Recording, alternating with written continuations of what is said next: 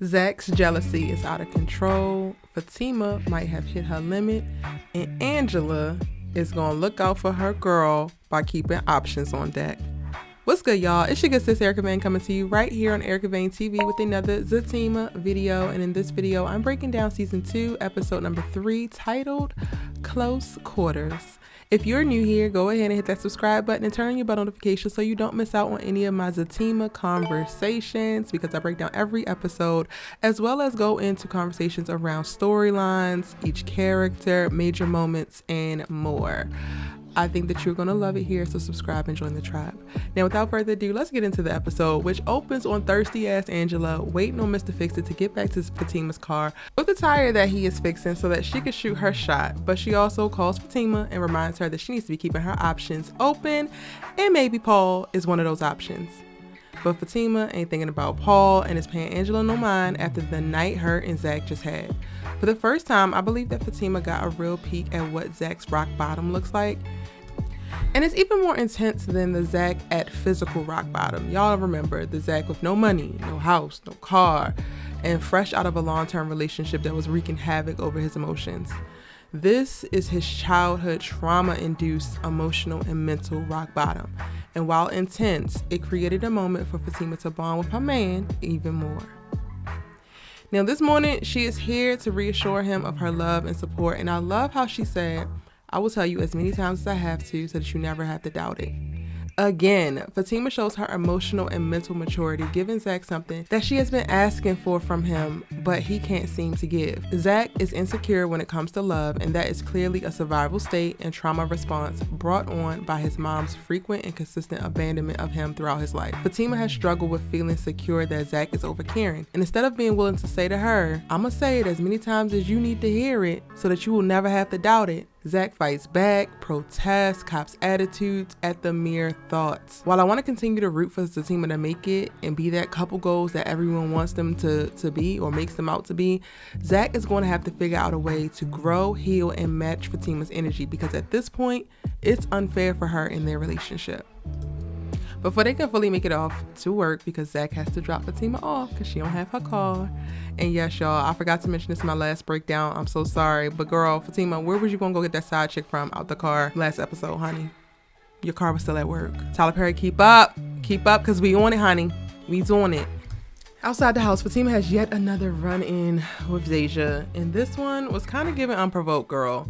Tossing her groceries at the house. When ZAC pulls up to drop Fatima off, he gets a view of Paul working on Fatima's car and is instantly jealous. It's so interesting. I pulled out a bunch of dialogue and quotes from what was said, and I think ZAC kind of hits the nail on the head, even though I do not condone any of the things that he said and did in this moment. So let's talk about it. While Paul is cordial and pleasant, and ZAC goes from jealous to complete asshole, throwing $7 at Paul as payment and peacocking to make his place known, you can't honestly do anything but laugh, and it's because ZAC is not only hell-bent on staking his claim in reference to where he falls in Fatima's life and knowing Paul's true intentions, but he also seems very hell-bent on embarrassing himself, and it's just so easy for him to revert to a child. It's mind-boggling. He claims that what he just did with Paul is no different than what Fatima does with Deja, and that is literally the one thing that he has right about the whole situation.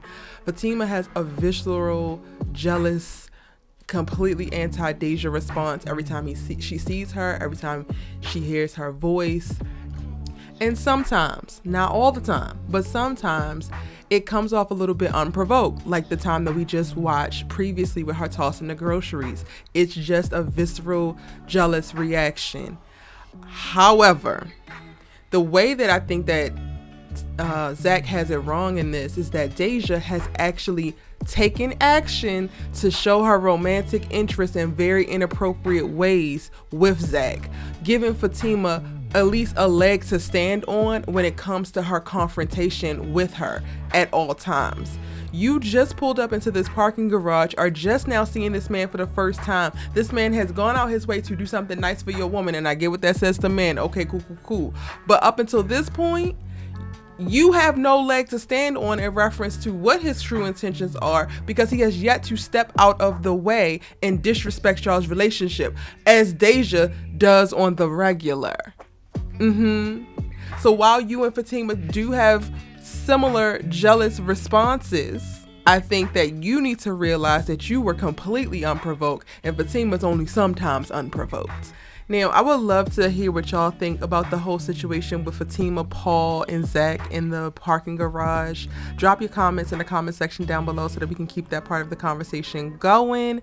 And I'm just gonna move on, because this episode, it had quite a bit things happen, but then also it felt like not enough things happened. And am I the only one who's like, I kind of want this to not be a half-hour show? However, I understand why it's a half-hour show.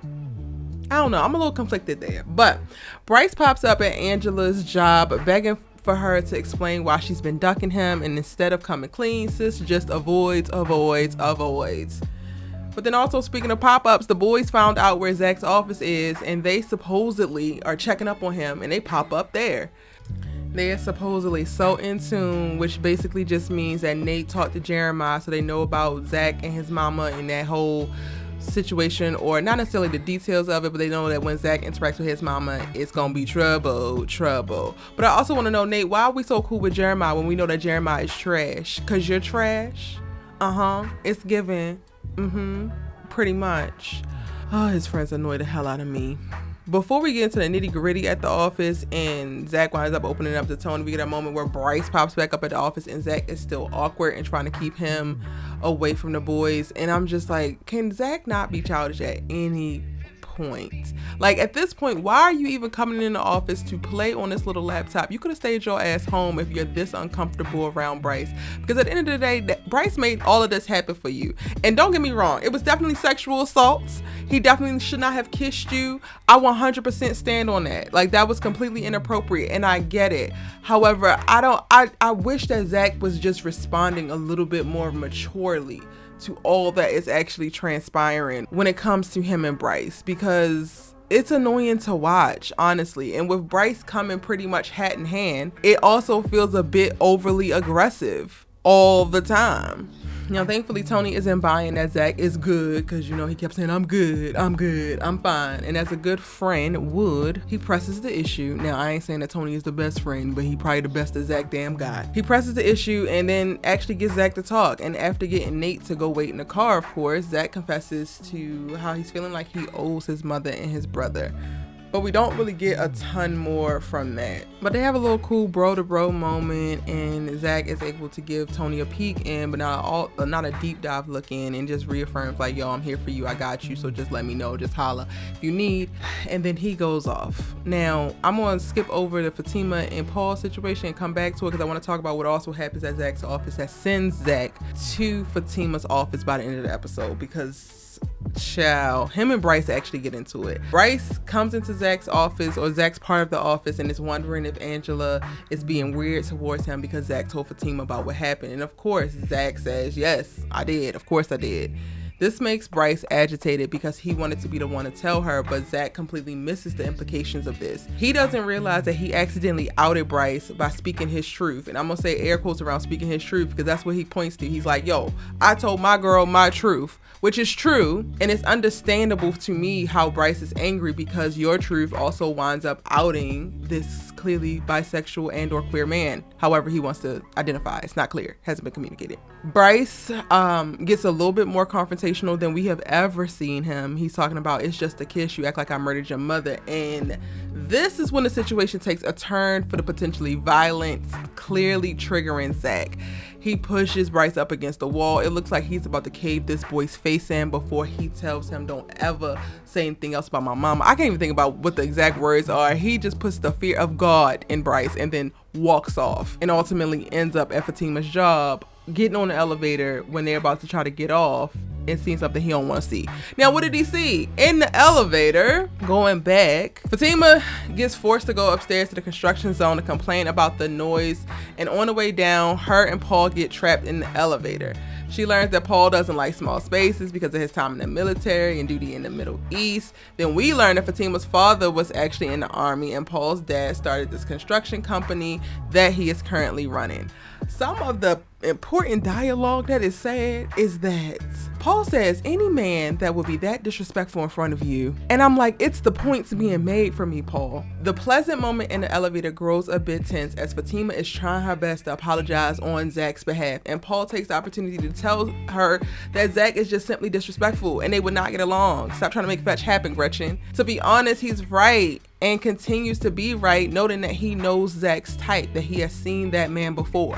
Misplaced anger, doesn't appreciate nothing, mad at the world. Paul, you got a Ring camera on their house because you got ZAC pegged, bro, pegged. Fatima tries to take the opportunity to change the subject, to defend ZAC, and then also start to plug Angela. But Paul is clearly not interested, boldly stating that Fatima is his type, and in fact, his last two exes look like her. Now, I'm all on your side, Paul. I'm 100% Team Paul at this point. But sir, if those two women that are your exes both look like Fatima and they your exes, maybe the Fatima types ain't really working out for you, well, sir.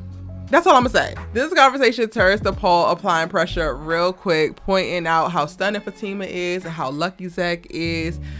And now Tyler Perry, you almost lost me when you had Fatima say out her face that they had been dating for about a year. Because in what world? Not Tyler Perry's. Paul offers some information for a male therapist for ZAC, and Fatima turns it down pretty much immediately, even though just last night she was telling ZAC how they needed to get the help that they needed and that he needed to have somebody to talk to.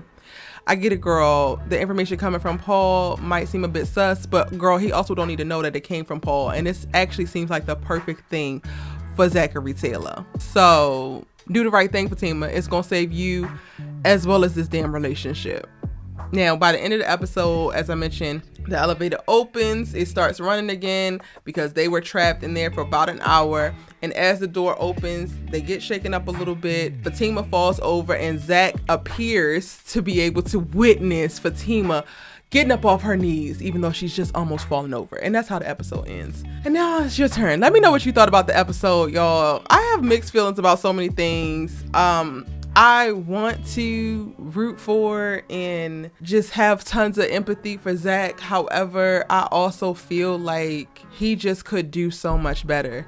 And I saw something recently where it basically was along the lines of a quote, and I'm paraphrasing because this isn't the exact quote, but someone said, shame on your parents for the things that they did to you, you know, when you're growing up.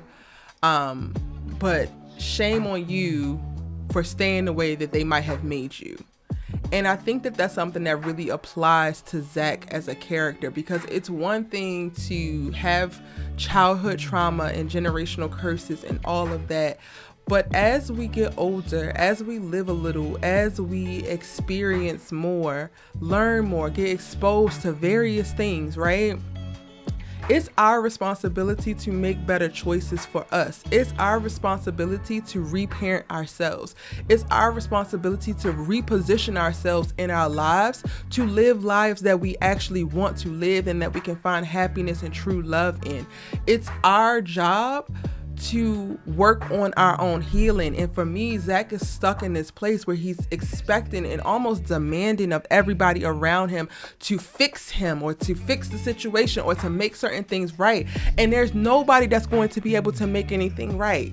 At this point, even his mama and his brother won't really be able to make everything right. They can atone, they can be accountable, but it is still going to be left up to Zachary Taylor to make things right for himself. And we are seeing the beginnings of a serious spiral, which I'll go into in episode 4's breakdown, but we're getting into seeing a serious spiral for him. And the only person that is truly affecting, well, it's affecting Fatima a little bit, but the only person that is deeply affecting, right, is him. So not only are you not dealing with your stuff, are you not pursuing help or resources or leaning into the things that have shifted in your life that are actually great things that make change possible for you, you are also creating additional turmoil and trauma for yourself in the present day based off of things that happened 10, 15, 20, 25 years ago. You deserve better than that, Zachary. We all do. And with that said, I'm going to end my review here. I hope you guys enjoyed the breakdown. The episode 4 breakdown is up and you can watch it right here.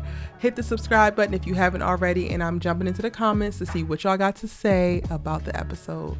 See you in the next one.